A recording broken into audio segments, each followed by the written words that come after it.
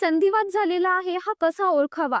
तर संधिवात झाल्यावर एकाच ठिकाणी जास्त प्रमाणामध्ये तीव्र वेदना होतात, जसे की सांध्यांवर, हाडांवर, हातावर, गुडघ्याला, पायाला, खांद्यांना, मणक्याला, पाठीमागे, पाठणीवर किंवा शरीराच्या कोणत्याही हाडांच्या अवयवांवर अति तीव्र प्रमाणामध्ये ह्या वेदना होतात आणि ह्या वेदना सातत्याने होत राहतात. तर संधिवात झाल्यावर शरीर हे कोरडं पडतं, अंगाला सूज येते, जिथे हाडं दुखत असतात त्या ठिकाणी सूज येते.